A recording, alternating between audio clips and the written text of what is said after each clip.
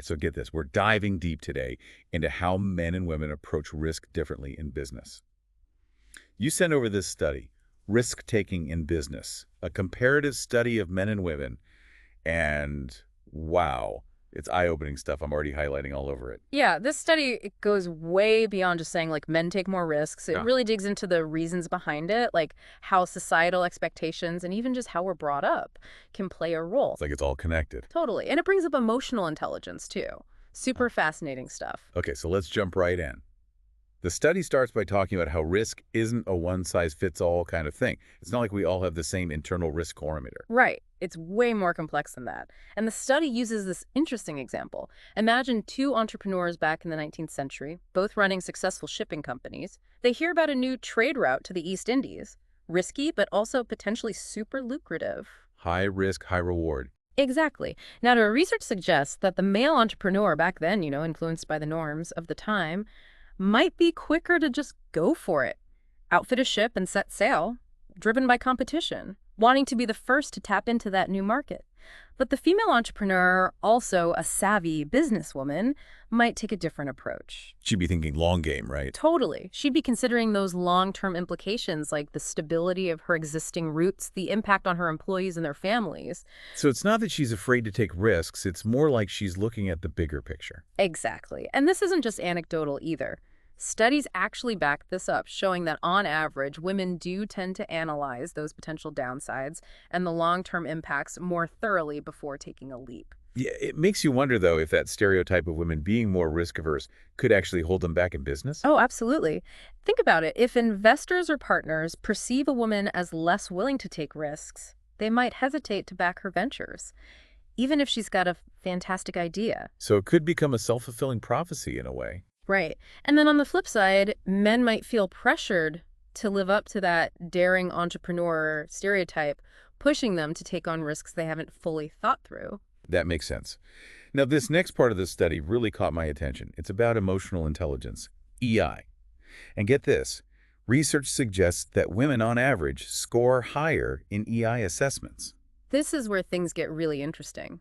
Because when you think about the skills that come with emotional intelligence, empathy, communication, relationship building, these are all huge assets in business. Especially when the stakes are high, right? Yeah. Like during a tough negotiation or a major business decision when emotions are running high. Exactly. And women, because they've often been socialized to be more in tune with emotions, they might have a natural advantage in those situations. So it's not just about the numbers and spreadsheets, it's about understanding the human side of things, the psychology of the people involved. Right. And that can be a game changer, especially in today's business world where collaboration and teamwork are so essential. But if women generally have this advantage with EI, wouldn't it make sense for them to really use that, especially in areas like negotiation, which are often seen as kind of a masculine space? Totally. But that doesn't mean women should try to become more masculine in their approach. It's about recognizing the power of their natural strengths and learning how to translate that emotional intelligence into actual strategies. So how do they do that? What are some specific techniques that women can use to leverage their EI in, say, a negotiation? Well, one powerful technique is active listening. Really hearing what the other person is saying, not just waiting for your turn to talk. Being present in the conversation. Exactly. It's about asking clarifying questions, reflecting back what you've heard, showing genuine interest in their perspective. And that builds trust and rapport, which are crucial in any negotiation. Absolutely. When people feel heard and understood, they're more open to compromise and collaboration.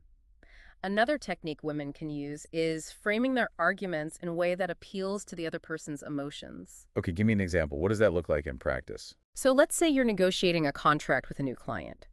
Instead of just focusing on the bottom line, you might highlight how your company's values align with theirs, how your work will benefit their customers, how you're committed to building a long-term partnership that benefits both sides. Appealing to their sense of purpose and values, not just their wallet. Right. It's about creating that emotional connection, which can be super persuasive. Now, wouldn't these same techniques benefit men as well? Oh, absolutely. Could embracing some of those qualities that are often seen as feminine actually make men more effective leaders and negotiators? Absolutely. We live in a world where collaboration, empathy, communication, these are increasingly valuable skills. Yeah. Men who develop those skills have a real advantage. So it's not about saying one approach is better than the other. It's more about recognizing that we all have different Yeah. strengths and learning how to use those strengths strategically. Exactly. Which leads perfectly into the next point from this study about negotiation. It throws out the whole idea that there's a single right way to negotiate. Thank goodness for that. Because in the real world, things are rarely so black and white. Exactly. And the study highlights how men and women often have very different approaches to negotiation. Recognizing these differences is key to reaching those successful outcomes. So walk us through those differences. What are some common negotiation styles we see with men versus women?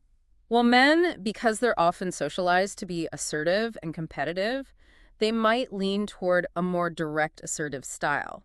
Stating their position, clearly pushing for their desired outcome, using tactics like anchoring or ultimatums to gain leverage. So more of a take it or leave it Well, approach. sure, sometimes, yes. And that approach can be effective in certain situations, but it can also backfire, especially if the other party feels bullied or pressured. Right. It can damage the relationship, which long-term can be more costly than not getting your way on a particular deal. Exactly.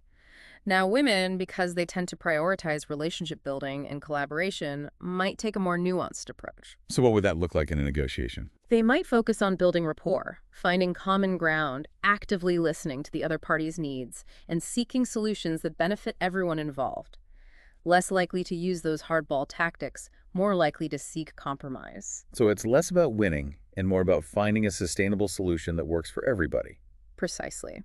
And that approach can be so valuable in building those long-term business partnerships, even if it means making some concessions in the short term. That makes a lot of sense.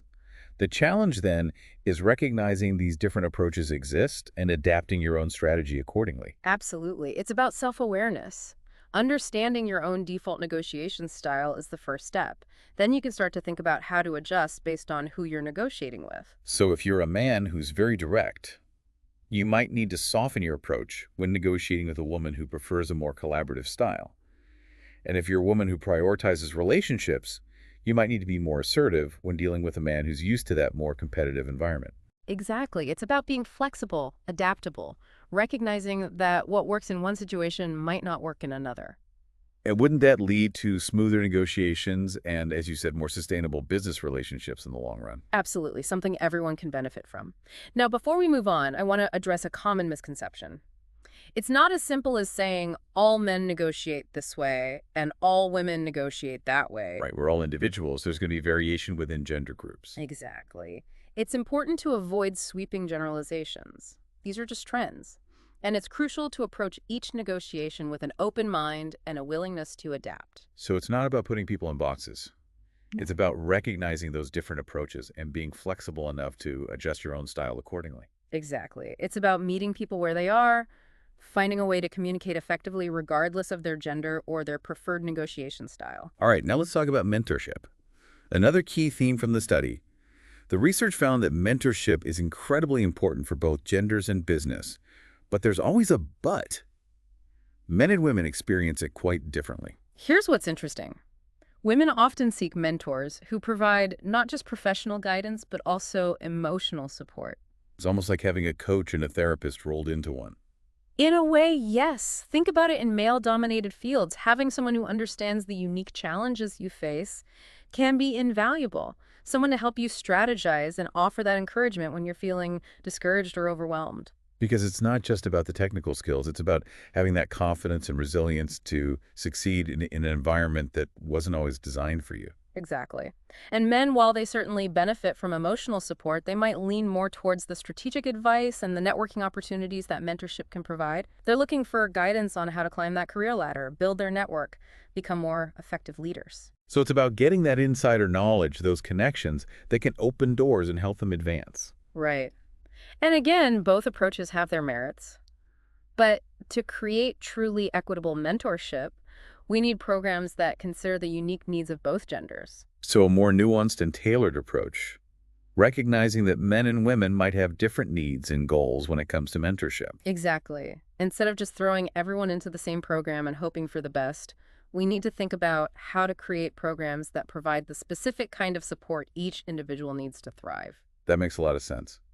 Now, the study also talks about the importance of challenging those pesky societal expectations that can limit both men and women in business.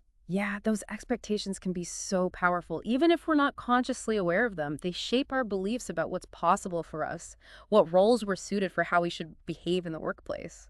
So how are those expectations limiting women specifically? What challenges are they facing? Well, women are often perceived as less assertive, less decisive, less capable of handling high pressure situations. There's this expectation for them to be more nurturing, more collaborative, which can be seen as a weakness in a business world that often values competition and assertiveness. So they're penalized for qualities that are traditionally associated with femininity. Exactly. And these perceptions can have a real impact on their careers. Women might be passed over for promotions, excluded from key decisions, or simply not taken seriously as leaders. So they're constantly fighting against those ingrained biases, even if those biases are unconscious. Right. And it can be incredibly exhausting and demoralizing. Now, what about men? What kind of limitations are they facing because of these expectations? Men often face immense pressure to conform to traditional masculine norms. Hmm. Be strong, stoic, always in control. Don't show any weakness or vulnerability, Mm. which, let's face it, isn't really realistic or healthy. Exactly. And this pressure to conform can hinder their emotional intelligence and their ability to build strong relationships. Because if they're always trying to be the strong, silent type, they might not be developing the skills that are so crucial in today's business world: empathy, communication, collaboration. Right. And they might miss out on the benefits of having a strong support system, of being able to confide in colleagues and mentors when they're struggling. So these expectations of masculinity are actually hurting men in the long run. Absolutely. They're preventing men from reaching their full potential as leaders and as human beings. So to create a more equitable and inclusive business world, we need to challenge these outdated norms for both men and women. Exactly. It's about creating a more nuanced and flexible understanding of what it means to be a successful leader. So it's not about saying men need to be more like women or vice versa. Mm, It's about recognizing that we all have different strengths and that those differences, when embraced, can create a more dynamic and successful business environment. right. And recognizing that those traditional gender roles aren't serving anyone anymore. We need a world where everyone feels free to be their authentic selves, regardless of gender. And that brings us to our last point for this segment: communication. Unsurprisingly, the study found that men and women often communicate differently, and this can impact everything from team dynamics to client relationships. The key takeaway here is that recognizing those differences and learning to adapt can create much smoother interactions, leading to greater understanding and more effective collaboration. Okay, so let's break it down. What are some common communication patterns we see with men versus women? Well, men often communicate very directly, focusing on problem solving and getting things done. They tend to be less concerned with building rapport or establishing that emotional connection. So it's not that they're intending to be insensitive or dismissive, it's just their default style. Right. It's how they've been socialized to communicate. Now, women, on the other hand, often prioritize building that emotional connection. They're more likely to use indirect language, soften their requests, focus on creating a sense of harmony and consensus. And while that approach can be very effective in building strong relationships, it can also lead to misunderstandings, especially when communicating with men who are used to a more direct style. Exactly. So the key is to be aware of these differences and adjust your communication style accordingly. So what are some practical tips for bridging that communication gap between men and women? For men, it's about being more mindful of your tone and your body language. So even if you're not trying to be aggressive, your communication style might be coming across that way, especially to women who are more attuned to those subtle cues. Right. It's about softening your approach, using more inclusive language, and making an effort to build rapport before jumping into the task at hand. And for women, it's about being more direct and assertive, especially when communicating with men who might not pick up on those subtle cues. Right. It's about clearly stating your needs, using I statements, and not being afraid to push back when necessary. So finding that balance between being assertive and being respectful regardless of your gender. Exactly. And remembering that communication is a two-way street. It's about listening as much as you talk and being willing to adjust your style to ensure your message is received the way you intended it. And, this brings us to the historical context of all of this, which is super interesting because it sheds light on how these communication patterns even developed in the first place. Okay, let's rewind the clock a bit. What's the historical backdrop here? Well, for centuries, business was pretty much a man's world. Women were largely excluded, confined to those domestic roles. And this wasn't just a social norm, it was the law. Women couldn't own property, couldn't enter into contracts, had very limited legal rights. So they were essentially shut out of the economic system altogether. Exactly. Now, things started to change in the late 19th and early 20th centuries with the suffrage movement, the push for women's rights. Women began to enter the workforce in larger numbers, but even then, they were mostly relegated to supporting roles. Clerical work, teaching, nursing, those leadership positions were still seen as a male domain. So it wasn't just about getting women into the workplace. It was about challenging those deeply ingrained assumptions about what roles they were suited for. Right. And those assumptions, they didn't just vanish overnight.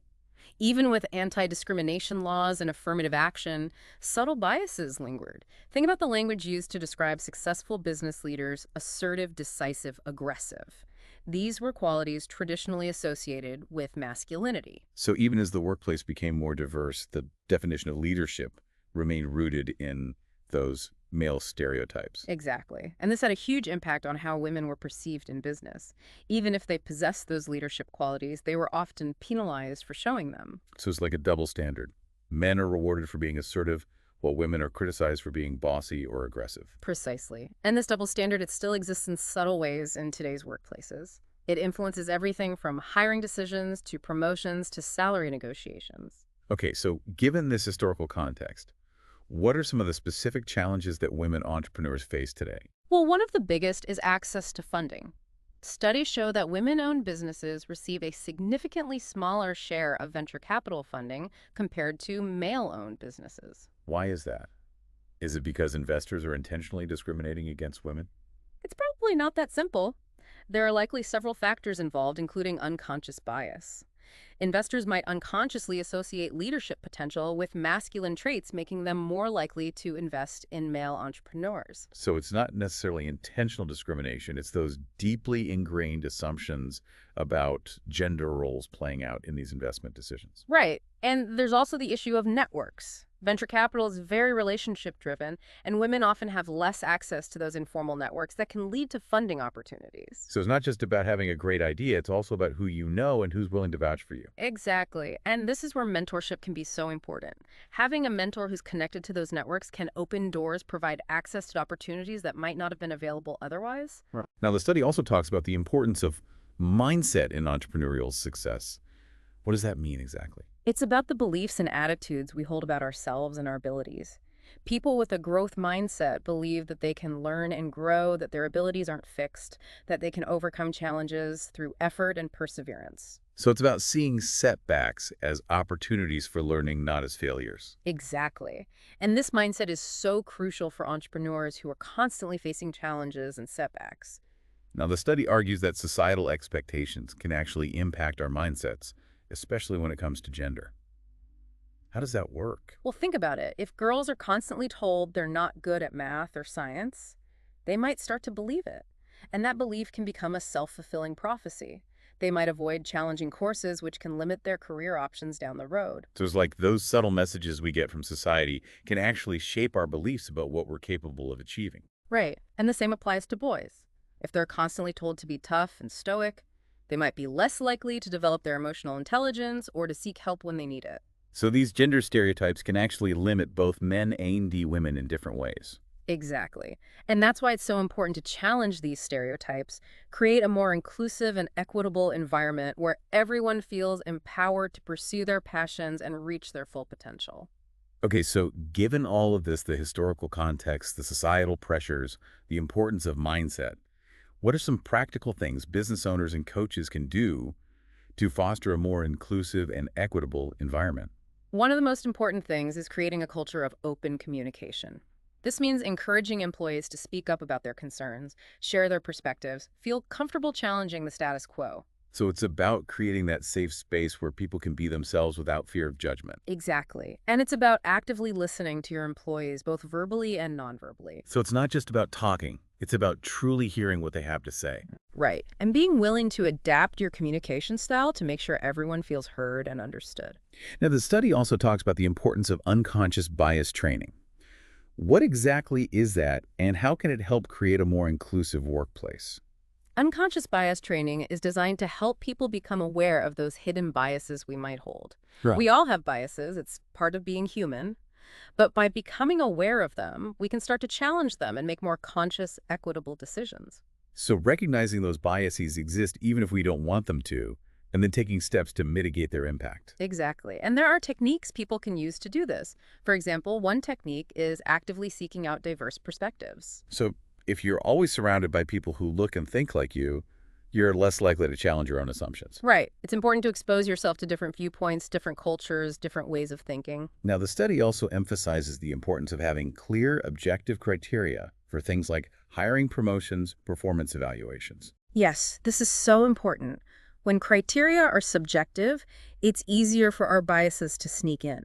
So instead of saying, I'm looking for someone who's a good cultural fit, which is vague and subjective, you might say, I'm looking for someone with strong communication skills, a proven track record of collaboration, and a demonstrated commitment to diversity and inclusion. Exactly.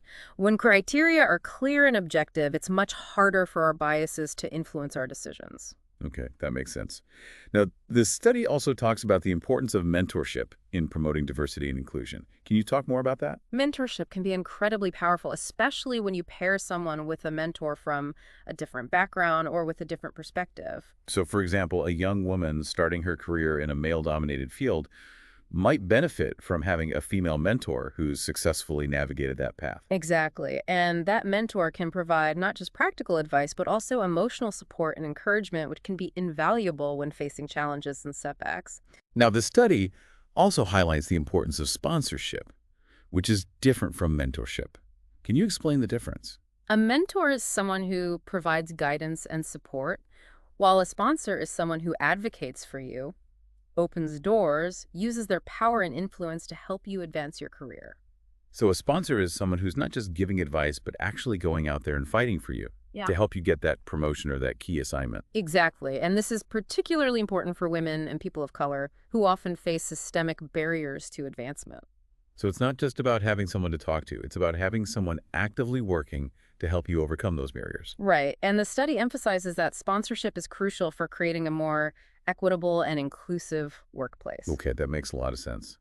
I want to talk about something the study doesn't directly address, but that I think is super important, the role of men in promoting gender equality. Yes, absolutely. Men have such a crucial role to play.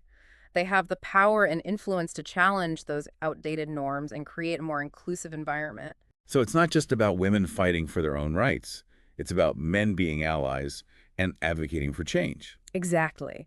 And there are so many things men can do to be effective allies. For instance, they can speak up when they see or hear sexist language or behavior. So not being afraid to call out their friends when they're making inappropriate jokes or comments. Right. And being willing to challenge those traditional notions of masculinity. So recognizing that being a real man doesn't mean being tough and stoic all the time. It means being respectful, empathetic, and supportive. Exactly. And it means being willing to share power and create space for women to lead. So being an advocate for women, not just in words, but in actions. Right. And recognizing that gender equality benefits everyone, not just women. Okay, that's a really important point. Yeah. So it's not about men giving up anything. It's about creating a more just and equitable world where everyone has the opportunity to thrive. Exactly. That's something we should all be striving for. Right, I want to switch gears a bit and talk about the impact of technology on gender dynamics in the workplace. The study doesn't really get into this, but I think it's a really important topic to consider. Absolutely. Technology is transforming the workplace so rapidly, and it's definitely impacting gender roles and relationships. Okay, so let's talk about some of the ways technology is impacting those dynamics. Yeah. For example, one big trend we're seeing is the rise of remote work. How is that impacting women in particular? Remote work has the potential to be incredibly empowering for women, especially those juggling work and family responsibilities. So it gives them more flexibility and control over their schedules, which can be a huge help. Exactly. But there can be some downsides, too. Some studies show that women who work remotely are often perceived as being less committed to their careers. So there's still that assumption that real work happens in the office and women working from home are somehow slacking off. Right. And that perception can lead to women being passed over for promotions or important assignments. So even though technology is creating these opportunities for flexibility and work-life balance, it's also reinforcing some old stereotypes about women's roles. Yes, and that's something we need to be very aware of. We need to make sure that remote work doesn't become a way for women to be further marginalized in the workplace. Okay, so what can we do to mitigate those risks? How can we ensure that remote work is truly empowering for women? Well, one thing is making sure that performance evaluations are based on objective criteria, not on face time in the office. So focusing on what people are actually producing, not just how many hours they're spending at their desks. Exactly. And it's about making sure that remote workers have the same opportunities for professional development and advancement as their in-office colleagues. Okay, that makes sense. Now, another way technology is impacting the workplace is through artificial intelligence, or AI. There's a lot of concern about AI potentially perpetuating existing biases, including gender bias. Yes, this is a big concern. AI systems are trained on data, and if that data reflects existing biases, those biases will be baked into the AI system. So, for example, if an AI system is trained on a data set of resumes that's mostly male candidates in leadership roles, it might learn to associate leadership potential with being male. Exactly. And then the AI system might recommend male candidates for leadership positions over equally qualified female So it's candidates. like those biases are being amplified and automated through these AI systems. Right. And that's why it's so crucial to be aware of the potential for bias in AI and to take steps to mitigate it. So what can be done to address this? How can we ensure that AI systems are fair and equitable? Well, one important step is making sure the data used to train these systems is diverse and representative. So if you're training an AI to screen job candidates, you need to make sure the data set includes a balanced sample of both male and female candidates. Exactly. And you need to make sure that the data set is free from bias, which can be a challenge because even seemingly neutral data can reflect underlying biases. So it's not just about collecting more data, it's about being thoughtful about the data you're using and how it might be perpetuating those biases. Right. And it's about including diverse perspectives in the development and use of AI systems. So having women and people of color at the table, not just as users, but as designers, developers, and decision makers. Exactly. They bring those lived experiences to the process, which can help to identify and mitigate potential biases. Okay, that makes sense. Before we move on, I want to touch on one more way technology is impacting the workplace. The use of social media. Social media can be a powerful tool for connecting with people, but it can also be a breeding ground for harassment and discrimination. Yes, unfortunately, women are often targets of harassment and abuse on social media, especially if they're speaking out on controversial issues. So it can be really tough for women to use social media to build their professional networks or promote their businesses. Right. And this needs to change. Social media companies need to do more to protect their users from harassment and abuse. And individuals need to be more mindful of their own behavior online. Absolutely. We need to create a more respectful and inclusive online environment where everyone feels safe to participate. Okay, so we've talked about a lot of important issues in this segment. The history of gender roles in business, the challenges women entrepreneurs face, the importance of mindset and unconscious bias, training the impact of technology, and the role of men in promoting equality. Where do we go from here? What are some key takeaways for our listeners? I think the most important takeaway is that we all have a role to play in creating a more equitable and inclusive business world. So it's not just women fighting for their own rights. It's about everyone working together to create a more just and equitable society. Exactly. And it's about recognizing that diversity and inclusion aren't just nice ideas. They're essential for success in business. So when we create workplaces where everyone feels valued and respected, where everyone has the chance to contribute their unique talents and perspectives, we all benefit. Absolutely. We create a more innovative, more creative, and more successful organization. It really feels like we've just scratched the surface here. There's so much to think about when it comes to gender and business. Definitely. It's such a fascinating area of research, and what's so exciting is it's constantly evolving. This study actually emphasizes the need for more research to really understand these dynamics in the real world. So before we wrap up this deep dive, what are some areas where more research is needed? Well, one area that's really interesting is the impact of gender-specific mentorship models on how well entrepreneurs do. For example, does having a female mentor lead to different outcomes for women compared to having a male mentor? Are certain mentoring styles particularly effective in developing a growth mindset across genders? These are all questions that need further study. It makes you wonder if there are like best practices for mentorships that we haven't even discovered yet because we haven't been looking through this particular lens. Exactly. Another area that needs more research is the connection between gender and leadership styles. We talked about those different approaches to communication and negotiation, but how do those play out in leadership? Are there certain leadership styles that are more effective depending on the industry or the situation? And how do those styles impact team dynamics and how well the organization performs? So much of leadership is about adapting to different situations and different people. Yep. It would be fascinating to see how those gendered approaches to communication and decision-making play out when it comes to leadership. Absolutely. And of course, we can't forget about technology. As technology keeps evolving at such a rapid pace, we need to understand how it's shaping gender roles and relationships in the workplace. We need more research on the impact of remote work, AI, social media on all of this. Are these technologies helping to create new opportunities for women, or are they actually reinforcing existing inequalities? It feels like technology is a bit of a double-edged sword. It has so much potential to disrupt things and challenge traditional ways of working. But it could also make those inequalities even worse if we're not careful. You're exactly right. That's why ongoing research is so important. Hmm. We need to be constantly assessing the impact of technology and making adjustments to ensure that it benefits everyone, not just certain groups. So it's about being proactive about anticipating those potential problems and addressing them before they become serious issues. Exactly. And it's about bringing diverse voices into the conversation.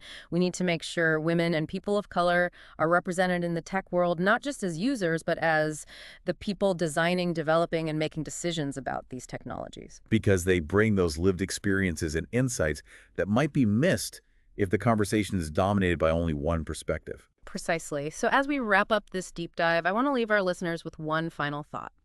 Our conversation today focused on gender, but the bigger message here is about diversity of thought and approach.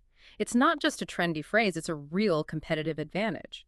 When we build businesses that value and leverage differences, we unlock so much potential for individuals, teams, and the organization as a whole. It's about seeing those differences not as problems, but as opportunities for growth and innovation. Exactly. And it's a call to action for all of us, whether we're business owners, coaches, or employees, to be more aware of our own biases, to challenge those outdated norms, and to actively create a more inclusive and equitable world of business. So as we close out this deep dive, here's a challenge for our listeners.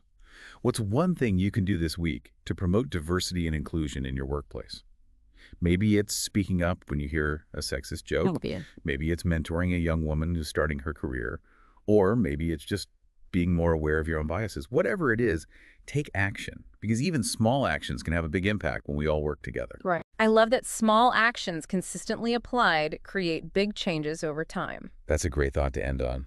Thanks for joining me for this deep dive. It's been a truly insightful conversation. And to our listeners, keep those research requests coming because we love exploring these important, thought-provoking topics with you. Until next time.